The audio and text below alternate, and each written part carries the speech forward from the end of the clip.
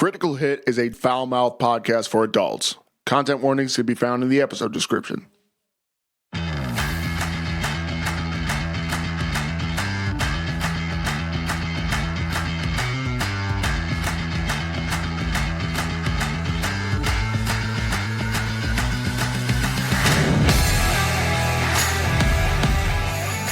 Hello, world, and welcome to another episode of Critical Hit, a foul-mouthed podcast where we talk about everything.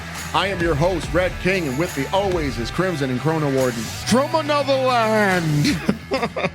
Hi, folks. Fucking isekai character, like what the fuck? Tonight we are coming back to the table. We're doing another episode of Tabletop Games, in which hopefully won't devolve into me dunking on a certain fucking series all night. I have this weird feeling that this is just going to devolve into you dunking on a certain series all night. Are you guys ready? We're ready.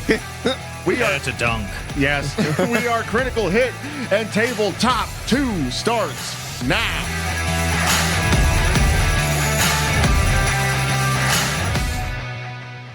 Alrighty, before we begin, we're in this process of just trying new pre-game segments to add to our amazing collection. Chrono, take it away. So, this week in Chrono's Tech Talk, we are talking about reservoir computing. What? So, the idea is that you take meat and silicone and you smack it together. What? So, this is scientists in the U.S. managed to put together a living computer by cultivating over 80,000 mouse stem cells and like putting electrodes and shit in it. And the idea is that you can have a robot that uses living muscle tissue to sense and process its information. Whoa. There's nothing about that sounded good. It's a meat pewter? Yeah, it's a meat pewter. Well, think about it. If you have your leg blown off in a war or something, and they can take your body cells and then grow electrodes and shit together with it, and then just stick it back on you. Okay, so this could be like advanced prosthesis type shit. Right. Okay, that's actually kind of cool. What about so hear me out. Android 18. Oh my fucking God. We're one step closer. I'm one step closer to cracking in the fucking mouth. Well, so this was at the University of Illinois. Basically, they are building a computer that can recognize patterns of light and electricity, so it can go find cheese because it's a mouse. They gotta stop with these mice, man. They just get put through hell. Now, wait. The computer is supposed to be a mouse, or did they actually computerize a mouse's brain? For some reason, I was dumb and I couldn't figure that one out. So essentially what it is the scientists grew the computer of 80,000 reprogrammed mouse stem cells. That is fucking insane. And they placed them between optical fibers on a grid of electrodes. What on earth? How do you wake up in the morning? The thing that kind of shakes the shit out of me is there are people who that's what they do. And not only do they think about it, but then they go and do it. And it's not just a stinky pile of fucking electrified meat. That's kind of crazy to me because where do you get the concept? Where did you think of I think about pretty much anything that's more than what am I having for dinner today? And it's too much for me to process. So, this is kind of a continuation of a lot of experiments that American universities do. There was an MIT professor, it's been probably 16, 17 years at this point, I think. Mm-hmm. Literally, he had them open up his forearm and put in just a stick of RAM or something like that. Something he could turn on and off with his brain. They hooked his arm nerves up to it to proof of concept that we could start making human cyborgs, basically. Right. And he was able to turn it on and off at different points along the memory stick. Well, wow, that's insane. Because like I remember hearing it. Now this was back when I was like a teenager. I thought it was like so fucking cool, like that our DNA has like a measure of memory that is higher than like what was it, a Yoda byte or something like that. It's like what was it? A Yoda byte. What was? I'm trying to think of like the highest measurement of computing memory that Well, because after Terra, it should be Zeta. I think there might be one or two other measures higher than that. I don't remember, but they're saying that like human DNA has there was like 1 ounce of like DNA or something like that. Like some type of human material that contains DNA will contain that much storage space. Like, Right. Because we have blast processing. I'm gonna kick the shit out of you. The problem there, though, is that it's like the amount of energy stored in a human body is technically greater than a nuclear weapon, but there's no way to really access it. Fucking plug me in, boy. Like, so nukes. So here's my thing though. Here's my maybe hot take on this is that I always do this, but I had it. Obviously, you know about this, Red King. I have got rid of a laptop recently, and it had a problem where as soon as any data was being drawn from or written to the hard drive, it made a very loud and aggressive whirring sound. And what if you get all your like technological augmentations, right? It's like, oh man, I got this freaking brain that stores data, crazy speeds, blah blah blah, and then you just stand there one day in the grocery store and just like, yeah. Well, the idea there is that it would be more like a solid state drive that they're going to install in you, not a hard disk drive. Yeah.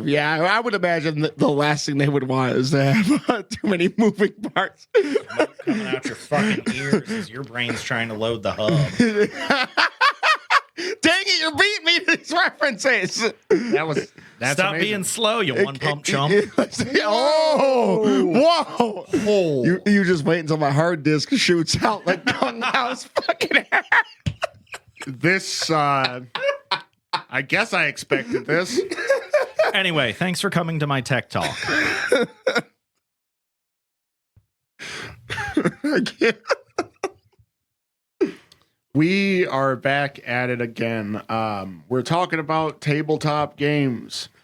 One thing, I guess we're kind of doing like a double mini segment thing here. Double right intro, now. yeah. Well, triple intro because we had our actual intro. Yeah. So this will seamlessly move into our actual subject of the night. But like we've started a new game. We've started a new campaign, a tabletop RPG campaign. This time in Pathfinder 2nd Edition. We're those guys, man. We're the snobs. So like it's so much better. 3 action again. I'm not even listen. No, I love it. I'm just fucking around. So I guess I'll talk a little bit about it, right? We started a new campaign. I am the DM or GM is what the fucking say the segment, you brat. D&D Rail. We are back. There we go. We've started a campaign in Pathfinder. It is mine, one of my own design. I am very smart and creative, and everybody loves me. We're doing superheroes. Yeah. Which is kind of hilarious because I probably could have just had us play like the Marvel. I think it's the Marvel RPG. Yeah. But I didn't. I think it would have been worse. I don't know. Fucking. Can I just throw it out there? I feel like a lot of superhero stuff is really, really corny these days. Yeah. So the idea was like, hey, what if there were less dungeons to explore and it was just you use all your magic and Marshall know how to be a superhero. And we did our first scenario, which was a bank robbery. It was easy enough, right? Yeah, I killed a guy. The only one with the balls to do it. It had to be done. We set a precedence, man. I'm not gonna lie. It was very fun. Like, because we have a modern day setting, which is kind of new. I mean, obviously, when it comes to being Red King, we've only ever played one other campaign. So, but I mean, there was a D20 modern system back in the day, but it sucked.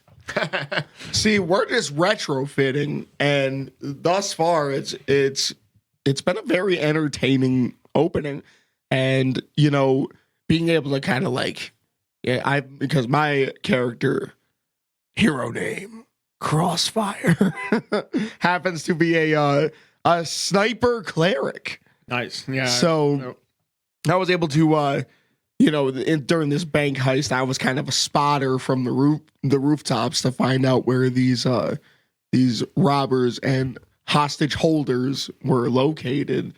And it was kind of cool to be able to, like, because obviously you have all these systems, like you have, perception and all that type of stuff, but to be able to use it in like a modern sense was cool. Like, that was really awesome.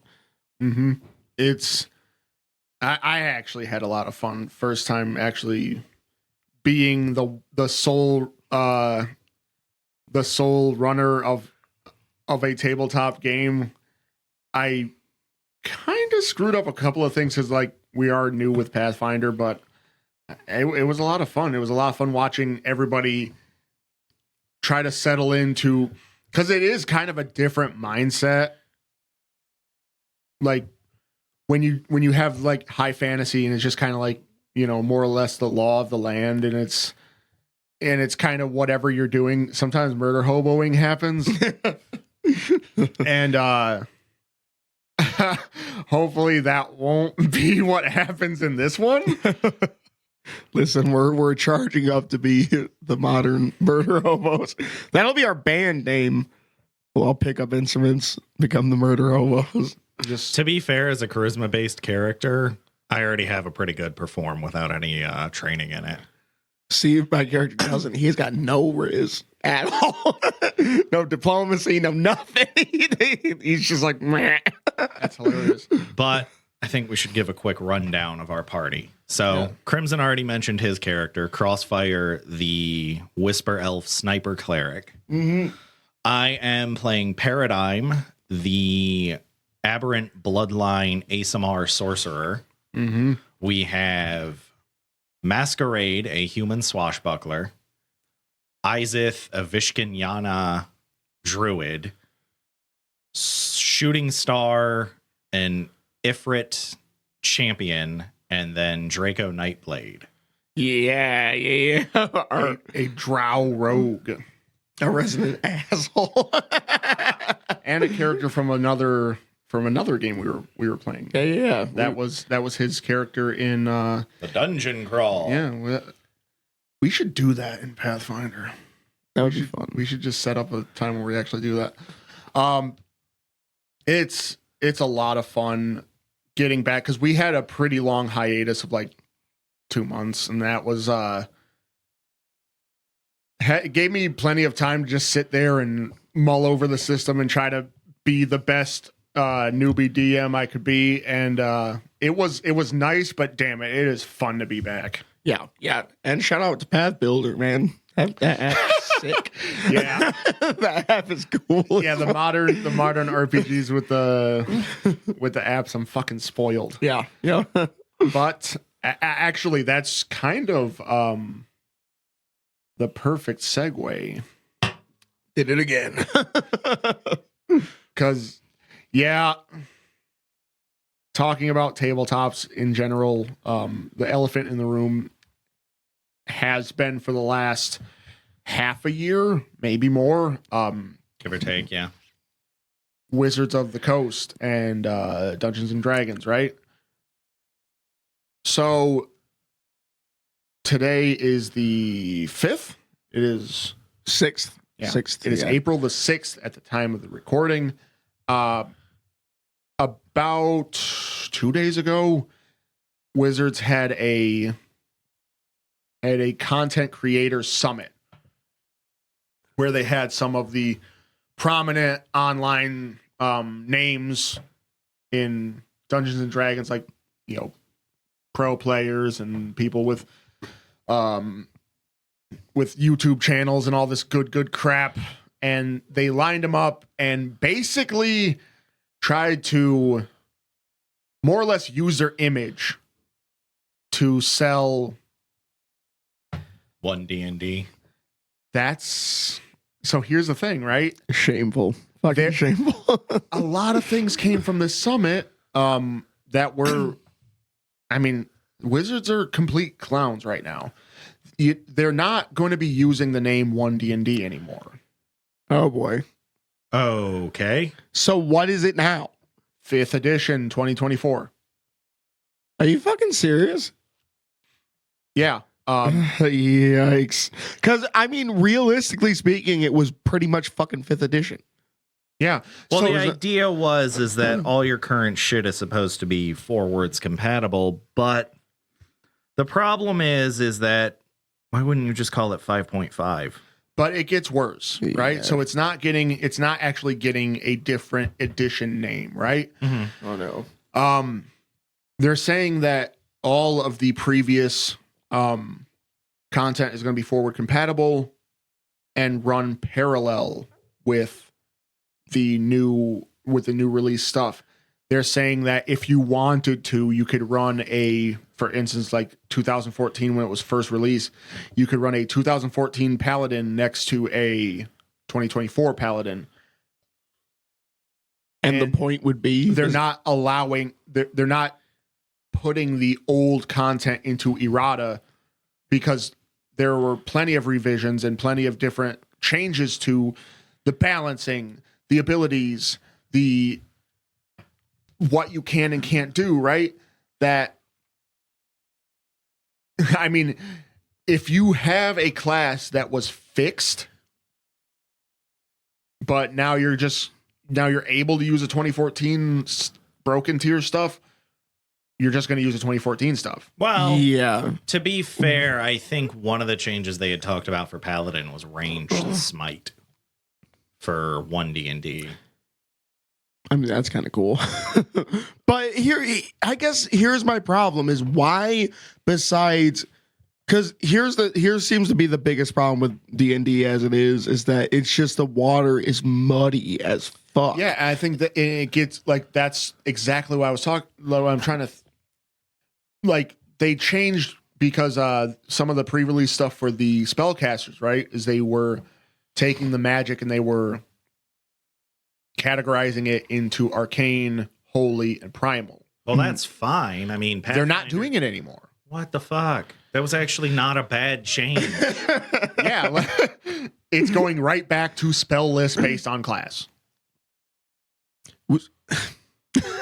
So here's the thing: when you were getting backlash over all the dumb fucking things you were doing, you were like, "Hey, let's just hit the reset button." Like you didn't try to rework anything; you just scrapped it, and then you just took your fucking rule book from 5th edition and called it a day. 5th editions ago. Yeah. And they're gonna re-release a new player's handbook, a new monster manual, for what? Right? And What are you doing it for? there are some rule revisions. There are also there are some good things that they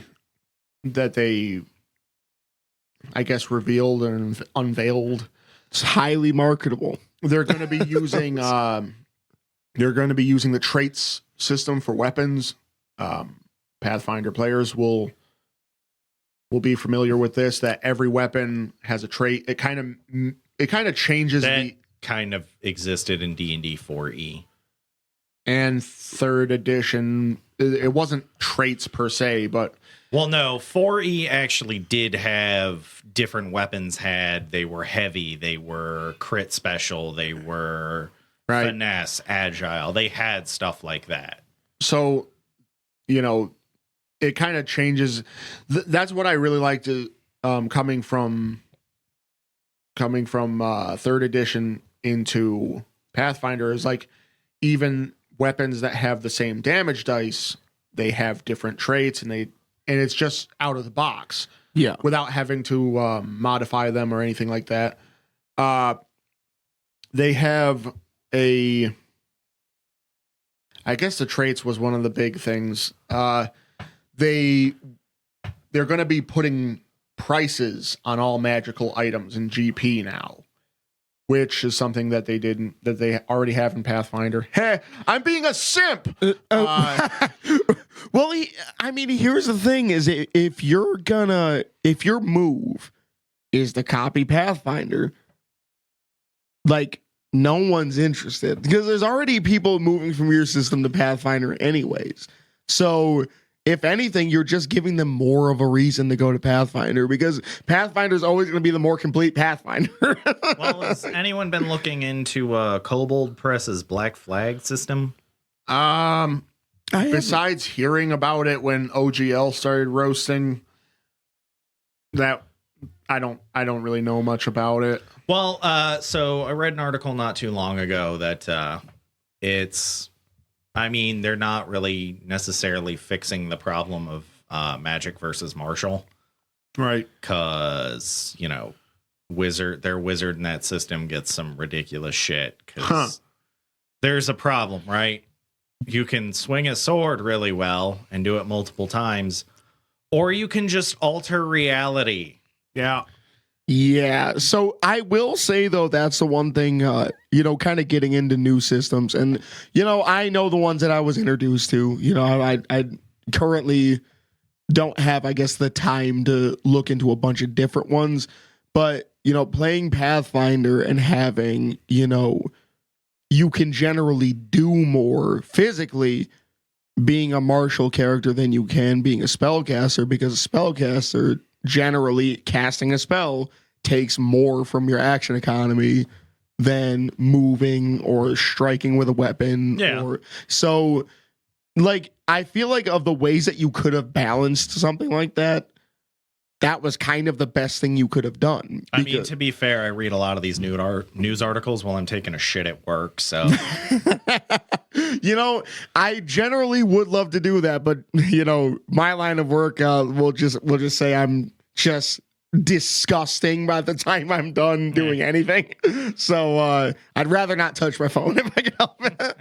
fair. So the other thing that they went ahead and it's just like a constant dropping of the ball. I think though that's the worst thing to me about the whole thing. The whole situation with Wizards is they constantly drop the ball, and it doesn't seem like there's any gamers involved in the top level decision making. I mean, you could make the argument that happened when Hasbro bought them. Word, exactly. So the week prior to this summit, Wizards released a D&D Direct. Mm-hmm. And I actually watched it, the stuff that I could stomach, because they were plugging the movie. The movie's out. The movie's got decent reviews, but whatever. They were plugging merch, cute little dicelings, the transforming D20s that turn into iconic monsters, and they were plugging the books with Drizzt and all that. And it's like fucking great, but we're worried about like what the fuck you doing with your system? Is it getting better? and that was the next thing. They did it was cringy. It was just cringy. They did a cringy video with players who were pretending to be players. Oh man. And they played on the virtual tabletop, the Unreal Engine 3D thing, man. Right? I'm not gonna lie, it looked fire, right? So the things that we were arguing about when we were first talking about this way back in what was this October when we started. Yeah. Many moons ago, yes. We were worried that the 3D environment and that the very produced video game like structure of it would limit your creativity. And it seems like they showed gameplay that it's just a VTT. Like your characters don't move. It looks really nice, and it just is your map. It represents your map and your characters. Everything else. That's kind of annoying because I was like, if they're going to put in that much production, I wanted animations. So it's worth it to note that it doesn't seem restrictive at all. You know what they should have done?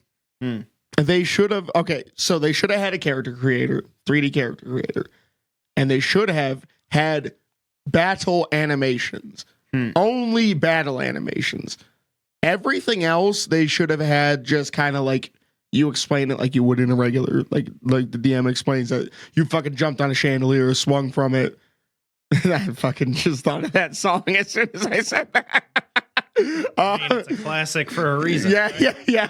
So, you know, but I feel like, because I do kind of also agree aside from playing with somebody across the fucking land, which is not really, I don't know why I said land, but it's not really the point of the tabletop game. Well, okay. So my thing though is that what makes it so special versus Roll20 or Tailspire or that brings me Foundry. That brings me to my next point. So they had a bit of a Q&A during the Content Creator Summit. Mm-hmm. In the cringy video, they were all playing on the same Alienware laptops. Oh, Lord. Well, that's already cringe because fuck Alienware. Yeah, Word. trash. But they're high-end. They're expensive laptops. Yeah, you know what else is expensive? MacBooks. I dig it, but the question that was coming was, what hardware are we going to need to run this VTT? Because you can run Roll20 on a potato. Yeah. And that was the question is, you know, what's the hardware requirements? And they made the classic fucking blunder of not having anybody who was qualified to answer the questions. Fuck. So the first question was, what's the system requirements? Oh, well, I'm not the tech guy. Well, what about character or what about content creation? It's in Unreal. Unreal is a very open-ended and mod-friendly platform. Yeah. Oh, well, I'm not the content creation guy. Oh my gosh. Oh, well, the other question is, how are you gonna sell people on this? It runs one game. Roll20 runs every game. Like you can run different systems. That's what I was. Oh, well, you know, only time will tell. Oh, you're a fucking like not a single question answered. And they said, oh, well, we're gonna allow for adventure mods and all the adventure books to be they have integration for, you know, your adventure books. And they said, oh, well, what about third-party created content? Will you be able to run a third-party book through the VTT and have it handle some of the yeah, it was a lot of humming and hawing, and I don't really know. And so here's my question then. If you weren't going to explain how it worked, did you really think that you were just going to go on here, show a couple trailers, and be like, hey, that's it? Like, if you can't, nobody was going to ask you some questions. Yeah, if you can't explain anything that's going on, here's an idea. Bring somebody who can explain what's going on. Well, this is going to be my other thing. Did they only test it on one kind of processor? Like, what about NVIDIA? What about AMD? What about fucking Intel? Oh, yeah, right? Yeah, that's a good point. And the other thing is, what if you... Because the big argument has always been, how much does it cost to get into the game, right? They didn't reveal that, did they? No. They're keeping real quiet about that. If the cost of... Because I went ahead and I because I re-downloaded Beyond, and I did some shopping. I didn't purchase anything because fuck that. Window shopping. Window shopping. It was Android because I'm using an Android tablet. It was Android shopping, not window shopping. It's just these jokes that come to my mind that are absolutely fucking worth it. But you had a window open on your phone. Yeah. Yeah. So,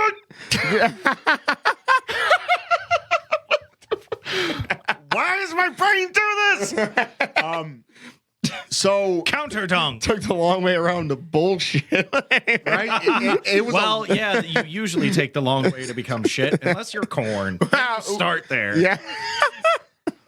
This was a fabulous night. Thanks for coming out. It at its very minimum, right? You want to buy the main 5 source books. You know, it's a big 3, and then you want to get like the Xanathar, you want to get Tasha's. That shit, like from start to finish, that's $150, bro. So it's $150 to get them books, right? And That's a hard sell to begin with. it is. It's not going to be cheaper. Yeah. I know I that. spent that much on Starfinder books. I mean, here's the thing. At the very least, you spent that much money on the Starfinder books, right? And you got those fucking books. Well, yeah, and you I can have the set up physical books. Yeah, you could set up anything you want. No restrictions. No fucking. You need this amount of processing power. No fucking potentially $1,000 computer you have to buy just to run the thing. No, you know. No, I've been looking. I've been trying to find specs online. Like the first 6 articles I've looked at, nothing. It's probably poorly optimized. Yeah, it's a situation where you're gonna have to get a brand spanking new processor and a high end graphics card just to play D&D. Yeah. Like that's not the original vision of the fucking of the game. No, Yeah. literally, if you're going to do virtual, sign up for Roll20. It's free. They have looking for groups. You can literally just sign up and try it out. Yeah. That's wild. I might try that. That might be fucking Well, crazy. And I think that's kind of, you know, when you kind of pull it back and you see the bigger point of the virtual tabletop is supposed to be if, you know, say Chrono decided to move to fucking Wisconsin for some fucking reason. I would shoot myself if I moved to Wisconsin. Unless they paid me to move there. Then we could talk, but say you did. Say you got wild hair up your ass and you're like, fuck it, man. Cheese sounds real good. I mean, cheese is good. And You'd be going to Kansas City, Missouri, my friend, where the cheese caves exist. cheese caves. But okay, so say you're in a cheese cave in Missouri. You know, and say That's the retirement plan, gentlemen. you know, we still want to play, man. We still want to get this game in, right? Yeah. You know, so then we have the ability to continue playing our tabletop as if you were still at the table. Obviously, good, great, fantastic. But now you're adding all this extra crap. You're adding the, you know, oh, we need this, the imagery to look good, and we need 3D graphics and high end this and freaking, you know, which again, great that you still have your player agency, great that you didn't kind of shoehorn everything into like, you know, a very Like limited a drop down menu. yeah, exactly. Great that you did all that. Like, that's awesome. But at the same time, like, you're not really doing anything to sell anything else. You're not, like, aside from it looking pretty, which really is not that hard to do. Like, any one of these guys, I mean, you can go get an AI to write some code that'll probably do the same fucking thing. You know what I'm saying? You know, it's not really that complicated to make something look nice. So it's like, okay, cool. You have something that looks good. What else? You know, we have, like you said, you have other systems that you can play any type of tabletop game theoretically you wanted to play in a virtual tabletop. So now we got, and it's not even an upgraded, really, Dungeons and Dragons. It's 5th edition.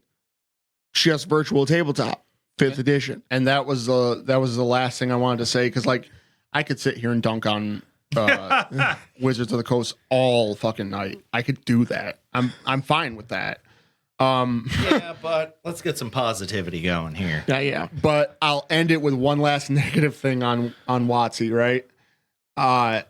They're from I now just thought of Goatsy.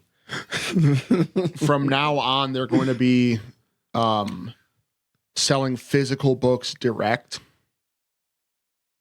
Wait, what? So when the game store copies dry up, the only way to get physical books is going to be through Wizards. Oh, you know what? I'm good. I'm good. Bye, Wizards. I no no, I'm taking a hard stance. I don't think, So does that include like the original, the older runs of books, or is it just the new ones they're going to be printing once those dry up? You can only get them from. Yeah, well, that's the idea. Is once the supply of books that are currently in circulation dry up, physical copies are going to be through Wizards of the Coast. That's stupid. The idea is obviously a harder push towards going digital. But why? Well, I don't. Here's the thing, right? So from a, how do I want to phrase this? From a standpoint of being good for the community, it's shitty. From a standpoint of their bottom line, it makes a lot of sense. Yeah, but they can just suck a dick then. I agree. Because that right there is the shitty part. They can choke on a chode. As a your constitution safe. Yeah. As a that's funny. As a game developer of any kind, you're supposed Take to 1d20 Condiment King damage. Mayo on the face. That's amazing. But you're supposed to find a balance. You got to strike a balance between the money you're making and the product that you're giving out. The product that you're giving out right now, you're not supposed to force people to go this digital, high end. Yeah, the digital high end route. If somebody still wants to sit at a fucking table and play your game and they want to run it with a book and a DM screen and all that shit, stop making it difficult. You can't just go out. You can't run out and buy a book from a game shop, which is like, let's be real. A lot of this shit is game shop culture. You know what I'm saying? So, what I'm going to be curious to, though, is to see if we see a resurgence in secondhand books. Because that was the big thing for a while when EA was trying to shoehorn all their fucking game season passes in and shit, like the early 2000 teens, late 2000 aughts. Yeah. Right? Is that people were just like, I'm just going to go buy the fucking game from GameStop and then not buy your shitty season pass. Right. Yeah. And you get no money from me. Yeah. Well, that's just the thing, because that's actually the comparison I was about to draw, because Wizards of the Coast is EA right now. Mm-hmm. Ooh, that's devastating. They're EA. I don't buy EA games. So word, I don't do this shit either. Yep. So as far as if they didn't fucking own BioWare, I wouldn't have to. So well, even if that's the only game, and they don't really sell season passes for that, as far as I know. No. So you can sell a DLC chapter to fucking fix whatever mistakes that I'm sure EA forced BioWare to make with their endings, but that's pretty much it. That's pretty much it. Fucking Fangs out. Let's go. Okay. The Mass Effect 3 ending is what I'm assuming you're talking about. That's exactly what I'm talking about. That wasn't EA. Okay, so that was BioWare's slip up. Yeah. It was literally two people. So I've read a lot of articles and shit about this. Mm-hmm. So basically what happened is that normally when they come up with a story idea, they have the entire writer's room in there. Somebody throws the idea up, and then people either start adding to it, nitpicking it, and they're like, all right, if there's too many nitpicks and we can't make it work, strike it. Right. Move on to the next one. It was Casey Hudson and Mac Walters in that room writing that ending. None of the other writers got to do any input. Huh. Okay. So right now, this is Wizard of the Coast with two motherfuckers sitting in a room. Right. It's two motherfuckers behind a closed door, not showing anything. Yep. Looking like a freaking, like a 1970s fucking, 1970s. I need to go earlier than that. like a 1920s bank robber just fucking sitting there with a twirly ass fucking mustache. Like, yeah. Dragging on a cigar. Yeah. I'm like thinking about fucking like like funky cops or some shit. Peaky Blinders. Yeah. That was a pull, funky Cops. But yeah, no, it's just like, fuck, man. Yeah, I mean, I listen. kind of hope Kobold Press's system gets a little traction too. Well, I'm gonna keep it real. I think, it's there. A great nation is destined to fall at some point, and I think if I'm being real about it, I don't think D&D's got long. If they're gonna keep going the way that they're going, I think The problem is it's the largest by far. The only two other companies that have any like reasonably large market share of the tabletop space are Paizo and whoever the hell does Call of Cthulhu. And Call of Cthulhu that's a dedicated player base. That like 10 or so % of the market share. It's like basically going to stay the same 10% because it's people who are into eldritch horror shit. And I would actually like to play Call of Cthulhu at some point. I think I'd like to run one of those. But that's not, they're roughly going to stay at like 8 to 12%. Yeah. So here's what I'm saying. D&D as a multimedia kind of space is going to keep getting bigger and bigger. D&D as the tabletop game is going to fall in popularity hard. Yeah. Hard. Because they keep getting really weird with the because think about it. Why they have the Critical Role. What is their fucking campaign name? Vox Machina. Vox Machina. There we go. To be fair, they're evidently also talking about designing their own system. Listen, go ahead. Whoops. Go ahead. But you lost the number one fucking guys. But that's all I'm saying is if you think about it, you got the Vox Machina TV show running right now. You have the D&D movie out right now, which it just so happens that their D&D Direct, they talked about the fucking movie. Mm-hmm. You know what I'm saying? You're seeing a lot more media related to D&D, your video games, because Minecraft is doing a crossover. Yeah. So now Baldur's Gate 3, baby. Yeah. And that's what I'm saying. Although I'd like to see Dark Alliance come back. That would be sick. Yeah, that would be cool. But you're gonna see a lot of that. They're really gonna push that. So it's still gonna be the biggest name, I'm gonna say, as far as the tabletop game itself. I think it's on life support. Fair.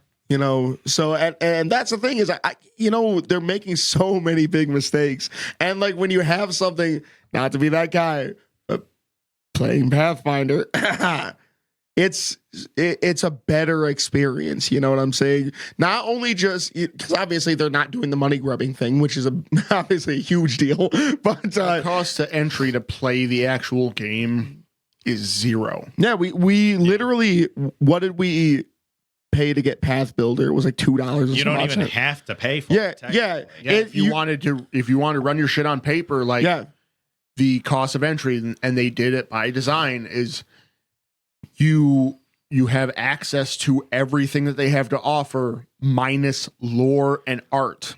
Yeah. And you pay for the lore.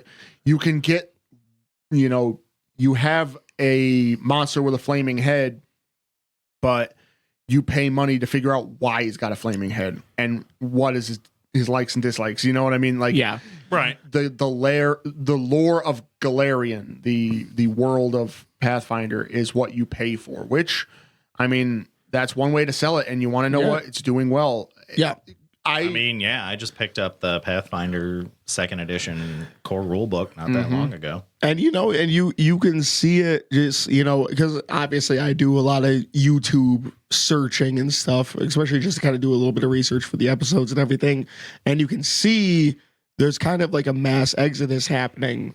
And, the comparisons that people are drawing between the D&D systems and the Pathfinder systems, and generally Pathfinder's coming out on top, especially. To be fair, that happened when they went to 4E as well.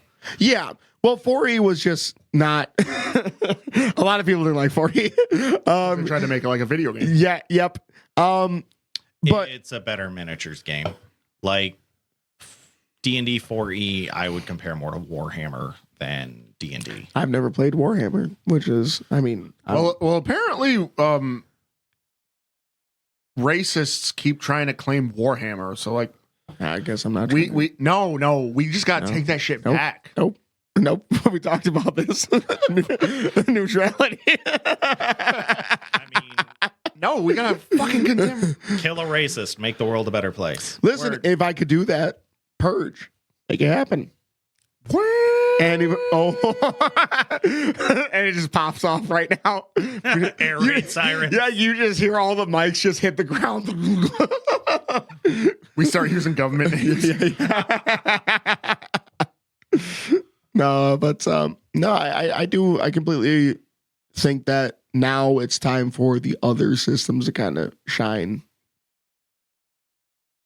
So now, let me just try to get away from Dungeons and Dragons and keep its name out of our mouths for the rest of the night. Yeah.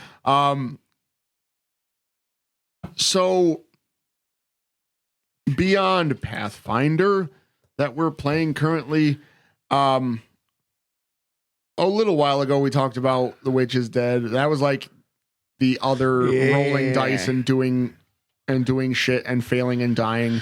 That was the other thing that we played. I think kind of the fallout from Dungeons and Dragons, and I see I've already failed and I've said it again. It has kind of created like this Fall out of the D. Jeez. What the fuck? It's created Their coitus interruptus didn't quite work out right. Oh boy. Oh no. All that's yeah. Nope. I'm not gonna I'm not gonna continue with this. It created a boom in interest in other games. Yeah. And I fucked around and Found out? the one fucking game that I thought would be cool that I actually checking out that I kind of wanted to play, and it turns out the reviews are less than stellar. I might still give it a shot. The fucking Avatar, The Last Airbender, Legends. I think Avatar Legends. So I kind of landed in that rabbit hole. That there's a Dragon Prince TTRPG where you actually play as the characters, and you don't create your own guy. That's kind of weird to me because, like, I think it'd be cool to adventure in that world. Oh well, I think what would end up happening is it would just end up being Dungeons and Dragons. You know, just high fantasy. Like watching that show after watching like Vox Machina, it was weird because I was expecting Vox Machina shit to happen. No. It was a lot calmer and a lot tamer. You know what I mean? Yeah. Well, it was also on in the 80s. Yeah. Fair point. So somehow in the cocaine era. Oh, you're talking about the 80s cartoon. We watched that. Yeah. Yep. I did. That was amazing. That was kind of an interesting. All right, so here's the thing. Can we just throw it out there? The barbarian girl. Woo. The acrobat. The acrobat. The little Acrobat, short kid with the appropriately sized unicorn who's out there hunting for women who are pregnant out of wedlock. Yeah, little that unicorn sucked. That unicorn was fucking He's horrible. a piece of shit. Yes. Meh. It's like, you're a unicorn, not a fucking goat. At least whinny like a fucking horse. So a fucking neo-Nazi cavalier out here. yes. So going back to the Avatar Legends system, I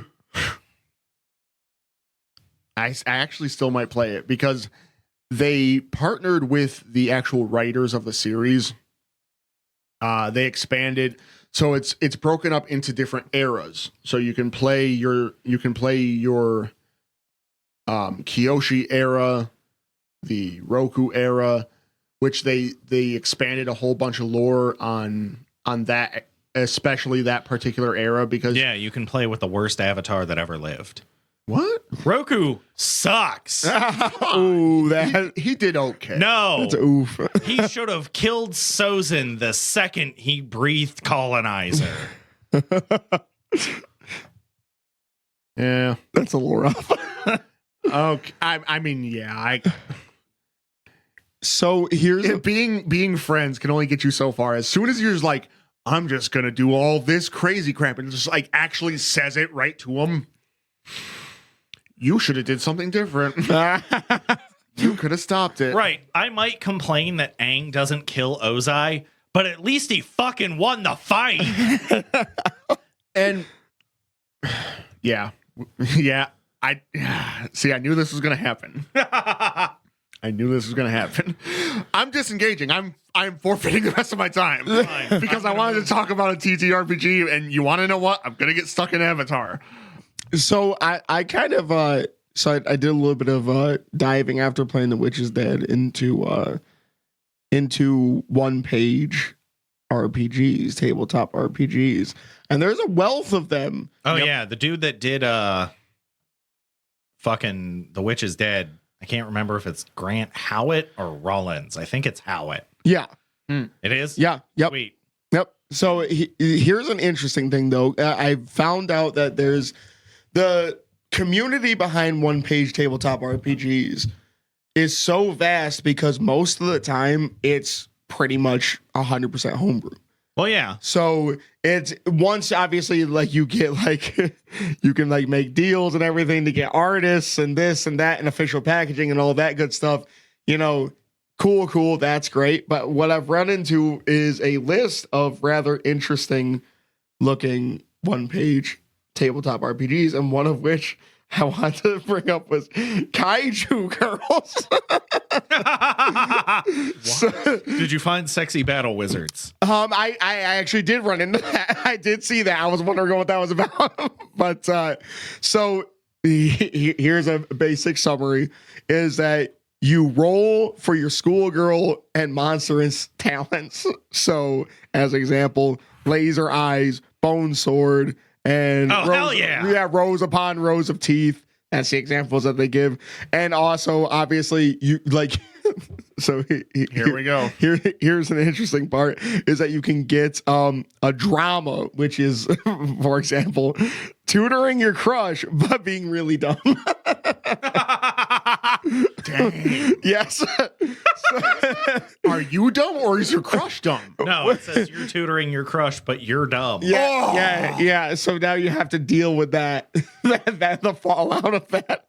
So then basically the idea is that you take, you know, these settings and you take these characters and you kind of mash them all together into a kaiju battle with schoolgirls.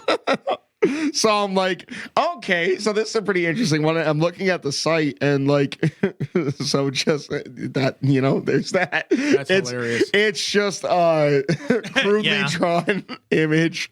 And listen, nothing against the people making it, because obviously they're just whipping this plan up.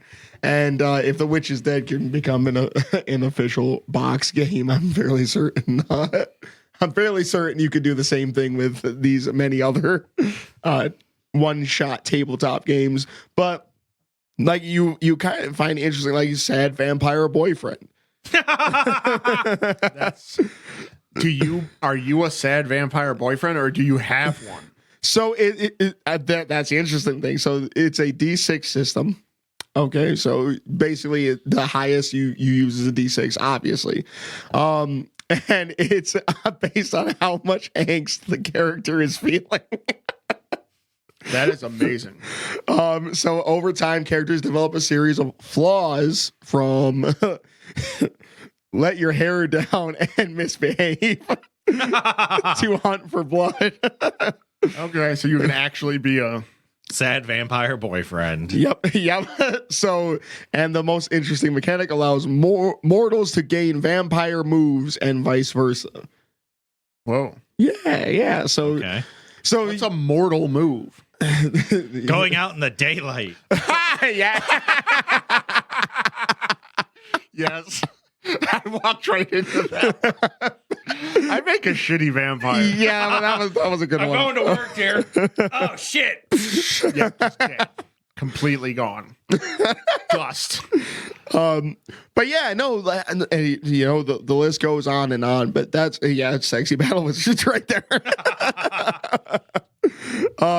So the thing that I find interesting is that, you know, the cool thing about these one-page RPGs is there's just a stark amount of freedom. Yes. You know what I'm saying? They're not sitting there, you know, because even though, you know, I mean, it's like kind of the easy way to get into these more hardcore systems with the hardcore planning and, you know, the weeks of preparation and this, that, and the other thing. But you can just sit down, you have a guideline to follow. And I kind of like that. I'm starting to kind of, so say during our break, for example, you know, we got into and played a little bit of like The Witch is Dead. And, you know, so you kind of get a little bit of that to kind of satiate the appetite, keep you in that kind of mindset. But it's not like It's not a commitment. Yeah, because that's a pretty hardcore commitment. And, you know, test your table, man, because Yeah, we had an interesting thing. Yeah. Adding different players to the table and weirdness ensuing. That was probably the best outcome we could have had there. Because we went too deep too quick. That's Hi-oh! that was for sure. Wow. The Entendre game so double raw. With an air out there. Yeah. Yes. Yikes. No, that's my. So I was kind of thinking, here's the thing. Why don't we do one? One-page RPG. Yeah, why don't we build a one-page RPG? Podcasters. Yeah. Let's make What it. are your talents? Broke? Hey, listen. That's Attention grabbing. yeah.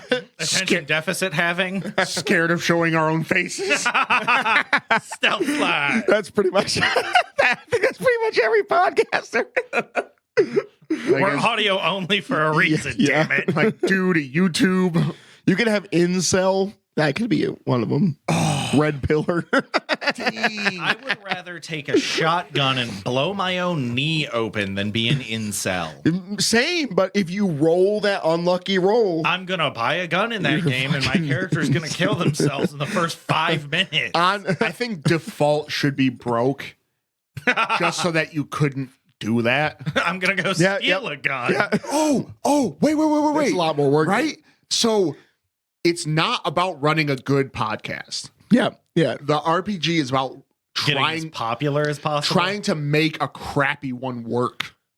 Yeah. No, that's the challenge. Fucking talk about 6+ month old news stories. Yeah, like old news, red pillar, politics, crime drama. Yeah. The Different real crime religious week podcast. every week. Yes.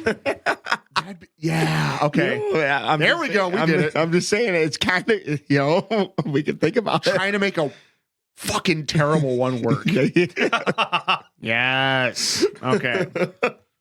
But no, I mean, shout out to everybody making those one pagers. Those are cool. I mean, you know, it's something I would like to. We'll have some off days here where it's just like fire one of them off, and you can just go to the website, download your materials, and you're good. Yep. Yeah. And you grab one dice. Yeah. Yep. It's not like you're out there. Like I was going over my dice collection, and I didn't even realize how many I had. My collection is growing. I need to get more. I need to get a new set. Well, It's been a while. In the Excuse me. speaking of dice, I have found a TSR ugly dice replica. Yeah, you mentioned it, the metal ones. Yes. Are you trying to cop these? Oh, most definitely. It's gonna happen. It's gonna happen. Likely very soon. I'm not good with money, right? So I just do shit like that. I'm gonna laugh if you start using those as the GM and they just roll shitty. I welcome it. He's like, let's do it. I still want. I like the gimmicky dice. You know what I'm saying? Like the giant D20 and stuff like that. Like I need to find a really nice gimmick dice and just toss it out of nowhere. Because I remember when we did that, the big reveal, it was just like the stupid giant D20. Yeah. I think that was the only time that ever rolled good for me. Yeah, which was I wild. threw it, it hit the table, everybody was like, whoa! And then it was a 20. Yeah. Or like a 19. It was great. Yeah. And it was shitty after that. Yeah, from that And my youngest son is obsessed with it. And I'm surprised he hasn't thrown it through my television. Yeah. That's why we got him the foam one. Yeah, he's shown a remarkable amount of control with that. Yeah, for a 2-year-old with a heavy polyhedral block. Yep, and a remarkable throwing arm. Oh, he's got a dead ass fucking throwing arm. That kid has taken out a lot of windows already. I've seen you dodge things. You'll just be talking to me and just whoo, I'm like, oh. I'm used to it. He's wild. Spidey sense. I wonder how many times you got hit by stuff before to build that. Yeah, you gotta. It's like a muscle. You gotta train it. Danger sense. All right, Midoriya. So, Chrono, you are the guy who has played the most of the tabletop RPGs. You have one that you wanted to talk about. So we're going to go to Final Fantasy D6. A little bit more in depth. Final Fantasy D6. Yeah, I've Final Fantasy is a tabletop game? It's completely fan made. Yes. No shit. It's free. Cool. There's also Final Fantasy D20, but I've never played that one. Yeah. So I couldn't tell you if it's good or not. But you played D6? Yeah. Who'd you play it with? My online group for quite a while. Oh, cool. Like that. Yeah, I think that was probably that was a convo that started into like it moved into Dungeons and Dragons and moved into actually joining a table with you. Mm-hmm. And yeah, I remember you talking about FFD6 because So Final Fantasy D6 is literally almost a 1-page RPG. Okay. It's super simple. Now, is it like classic Final Fantasy, or is it like more like Final Fantasy 7 style setting? You know what I'm saying? So you can pick what game you want the setting to be. No shit, And the 7 setting has rules for materia. So now all my Final Fantasy 7 OCs are So one of my favorite things about the system is that they give you, so you get 3 limit breaks, right? And then your GM assigns when you learn them. But you get to make your limit breaks. That's cool. Like the one character I had, his one limit break was Time's Unending March. And the idea is that the whole party got hasted and all the enemies got slowed. But depending on the tier of limit break, you get a certain amount of points and you get to pick what traits you want it to have. So if you want to attack 4 times, that costs so many points. If you want it to be a party buff and an enemy debuff, that's so many points. That's really, really cool. I read through I always say I read through it, but thumbed through it. You skimmed it. Yeah, I was trying to wrap my head around the system, and it is actually really simple. I was reading the PDF because that's what's up. Listen, so that's kind of interesting because I wouldn't mind running that. Like, just It's not a hard system to pick up at all. You pick a class, and then you go from there. Well, you know what I've kind of, which these systems are becoming more and more intuitive, I think, because even just like we jumped into Pathfinder and like getting into it wasn't so bad. You know what I'm saying? I thought there was going to be like, there was a hiccup here or there, but I thought there was going to be more. Like I thought you've played the Behemoth. Yeah. Which was D&D 3.5. I mean, once you've played that, you can pretty much play anything. Yeah. Like once you get in the, roll dice to do things game, like big version, you're pretty much, which I mean, I do like the fact that there's a common thread between them all. And I think, that's like, kind of having a little bit of experience with it now. It gives you a little confidence. Yeah, that's Yeah. what I'm saying. I'm like, even if I kind of like, I'm trying to suss it out, I can suss it out as I'm making the move instead of like, what do I do? Let's look in the rules. Yeah. I didn't find anything. Well, because it's like I've also technically played Cthulhu Tech. I'm actively playing Starfinder right now because I have a group going for that. Oh, sweet. And Starfinder, He's totally cheating with us. Yeah. What the? He's cheating with them on us. Wait. He started Starfinder, and then I started Pathfinder. I'm a mistress. I'm a game mistress. That's what GM stands for. My brain sucks. your words, not mine. But Starfinder's nice I'm because, putting that on a t-shirt. like, so even Pathfinder 2e, you get 7th through 10th level spells. Right. Spellcasting in Starfinder stops at 6th level. So the spells are spread out more across the casters. Right. It makes the other classes more interesting. Mm. That's what I really like about Also, the technology gets insane. Like, just the shit you can do with it. Because here's the thing, right? So Pathfinder 2e is you can have 10 Warren magic items. Starfinder, it's 2. You can have 2 magic or 2 hybrid items. Huh. See, I like that. I like the more, because steering away from the magic, because even though it's a lot about magic and I get that, that's cool, but it's like you have a big problem when it comes to D&D, standard, that it's just like, if you're a magic user, you're the best shit out there. high fantasy is lousy with it. Yeah, yep. And like it was bad, man. Like you had to at least be somewhat of a spellcaster for like to have a really effective build. I'm not going to say that you weren't effective at all as a martial character, but that was where Tome of Battle sort of helped. That tremendously helped 3.5 as far as evening the odds. Yeah.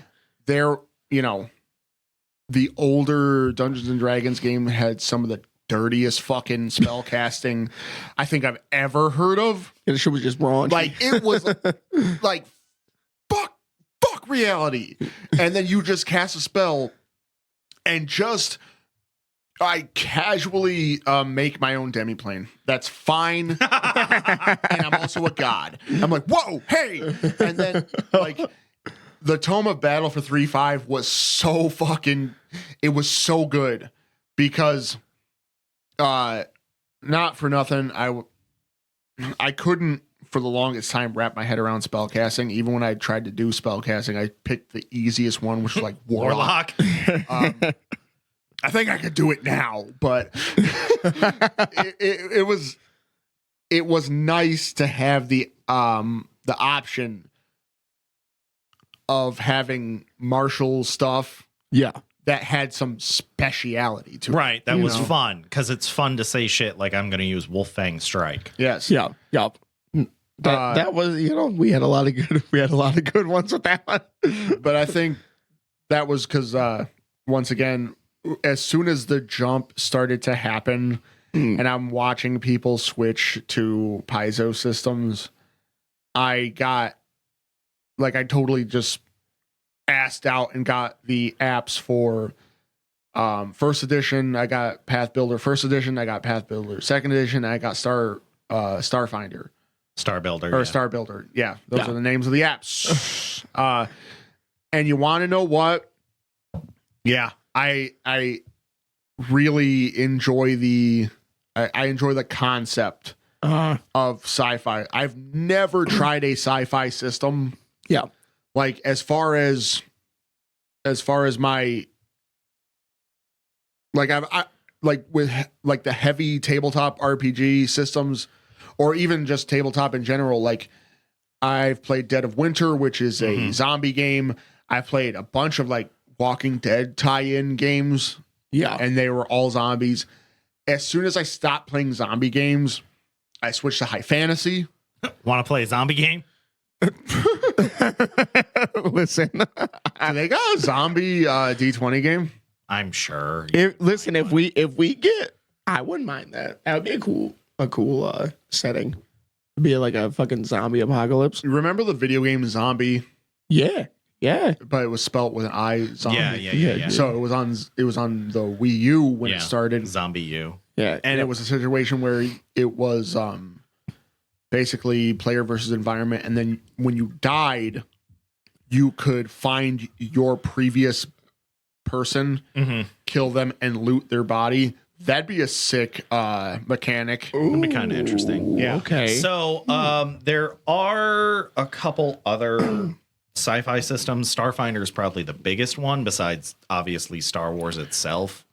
But I mean, Star Wars and Starfinder are kind of space fantasy. Right. Yeah. Like gritty sci-fi. Cthulhu Tech is one of the big ones that comes to mind, but that's a beast. That's systems that so it's an entirely D10 based system. Right. And the math gets a little wonky. But I mean, you'd be back to Google Docs. I don't think there's an app for Cthulhu Tech because it's never been that popular a system. I mean, I'm gonna keep it real. Like, there will be a time where I'll be okay with running a more stock, setup. Right now, I cannot tell you how much I love the apps are nice. It's like it was literally the day after we ran our first session of the new campaign, and you were like, everybody levels up, and I was like, cool. And I went in there and like hit 3 buttons. And that was it. And I'm like, and it's cool because I fucking hit that level up button. And it's like, okay, I can pick two feats. Awesome. I fucking go through there. They got a list of them. They tell you what they do as soon as you click on it. Drop down menu tells it what it does. Select it. Boom, right in there. It was so like I was like, it was more time just sitting there reading what all the fucking feats do. Yeah, but it's nice to be able to do that. Yeah. And that lets you learn what they do. Yeah. And I think it's a great way to become more used to the system so that if for whatever reason you didn't have your app, you still know how it works. It's like intuitive learning kind of thing. So I don't know. I'm in love with these. I'm in love with these apps, and I'm in love with the Pathfinder system. The 3-action economy is interesting. Love it. I love it so much, dude. And it's like because there's so much that you can do. You know what I'm saying? And they still have they still have reactions, right? They have 3 actions, reaction, and then a free action. Yep. Correct. And so it's still you have a lot of the stuff that you see in 5th edition or 5th edition for D&D, you still have. It's just that the way that they implemented that the initial 3 actions just changed the whole thing. Like it would be really hard for me in a combat focused system to go back to just because there was a dude on YouTube, I can't remember his name right now, but he explained it really well. And he's like, what D&D basically ended up devolving into a lot of times was just one wall runs into another wall, and then they just don't stop. Yeah. Because a lot of times you didn't have the attack of opportunity. If you don't want to trigger attack of opportunity if you try to retreat. But then, there's a way that, I can't remember what it was, but there's a way that you can avoid the attack of opportunity, but you have to roll well on it and blah, blah, Depends blah. on your system, but Yeah. So it's like, and he was talking more about 5th edition than it was about 3.5. Because 3.5, you were able to 5-foot step to break away from enemies. Yeah. Unless they have reach. I mean, you could still 5-foot step, but if your enemy has 10-foot plus reach, it doesn't matter. Yeah. But I think dragons go whomp. Or what was it? We got mauled by a troll. Troll, that's what it was. Yeah. In the first session. A bank robber. Shooting star got mauled. Yeah. Yeah, that's open the door just and then bam. That was rough. I ran far away and shot it. I targeted the boss. Yeah. Listen, I just gotta say it. Kudos to our characters. They're technically lore-wise are the most seasoned heroes of the group. And you played it that way. Yeah. So I was like, I enjoyed that, man. No, I enjoy the new system. Like, I'm excited to get back into it. That's the thing. I'm glad we're gonna be able to make time within the next week to actually play another session. Yeah. Because it's kind of been living rent free in my head a bit. Nice. The other RPG that we were talking about it a little bit before was Vampire the Masquerade. Yeah, VTM.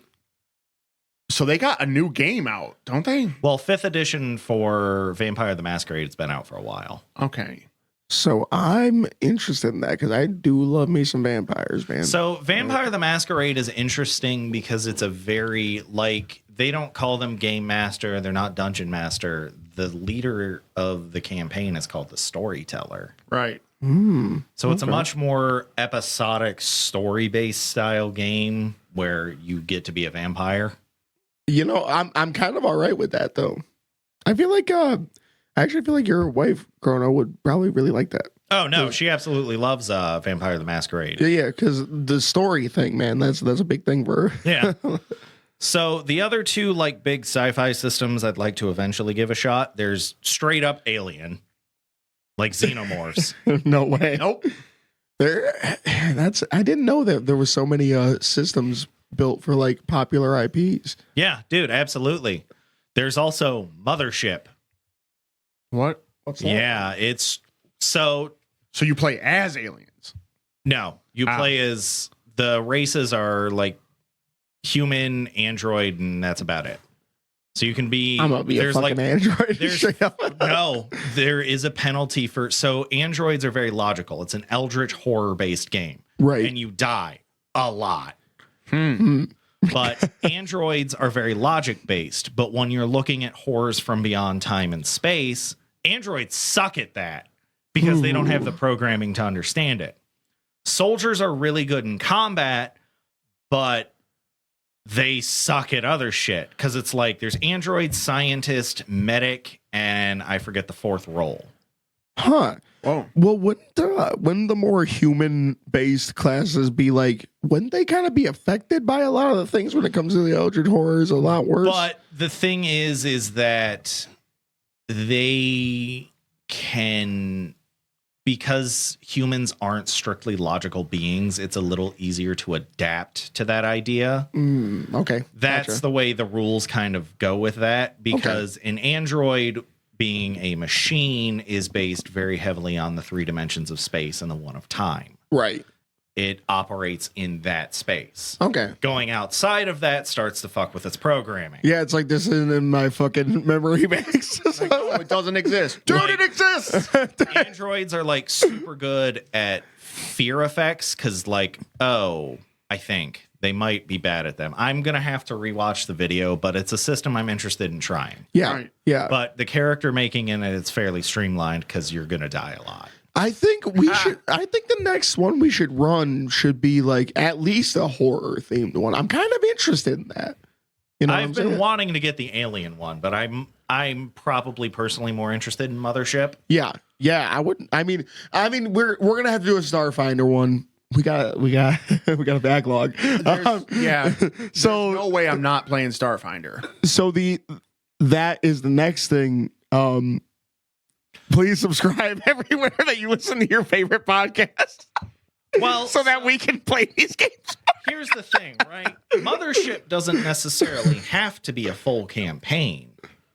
Right. Yeah, You that's could true. do a one shot where you're just a crew investigating a derelict ship, and if you die, that's it. You're done. True. You could run it as a 1-page RPG one shot. You want to know what my problem has always been with one shots? And I think it happens probably a lot more than I'm probably even aware of.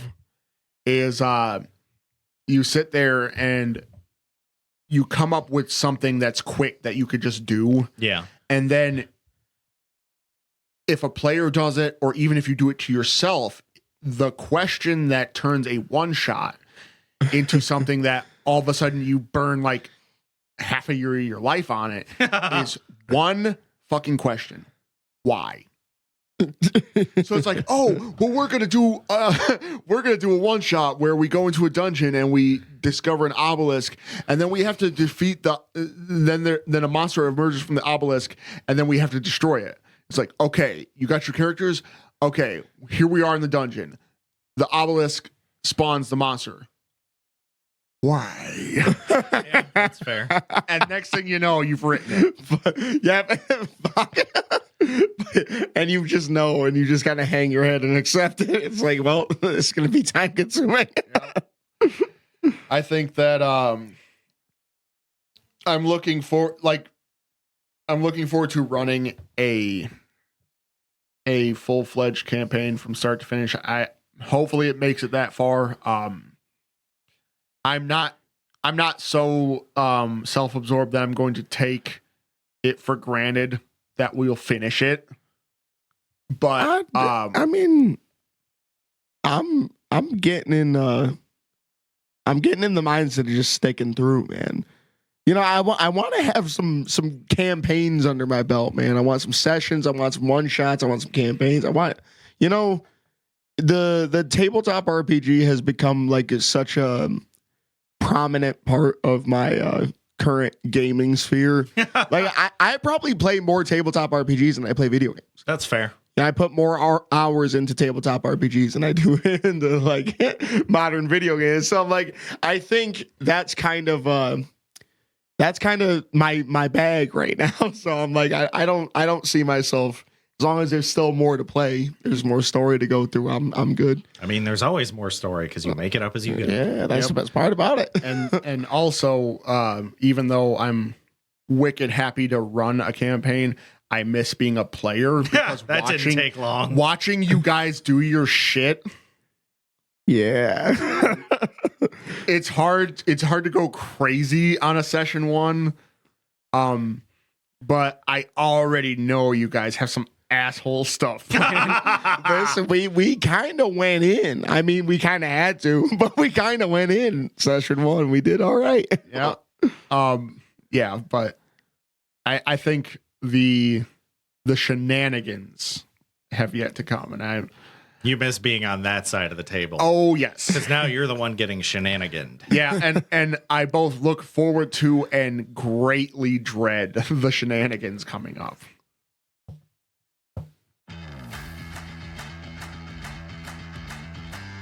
And with that, we have reached the end. We are Critical Hit. Thank you for listening. I love fucking tabletop RPGs. I'm a complete fucking roll dice and pretend to be a wizard nerd. Who would have thought it would have taken a hold this late in life? Right? It's like I remember playing Monopoly when I was little. Fuck Monopoly. Yeah, fuck that game. Find us wherever you find your amazing tabletop obsessed podcast. Google Podcasts, Apple Podcasts, Spotify. Pandora and iHeart are the big ones. Those are the 5 that you need to actually play the game. Yeah. Find us on Twitter at KriticalHIT Official. New episodes every Thursday at noon. Until then, roll for initiative. Aha.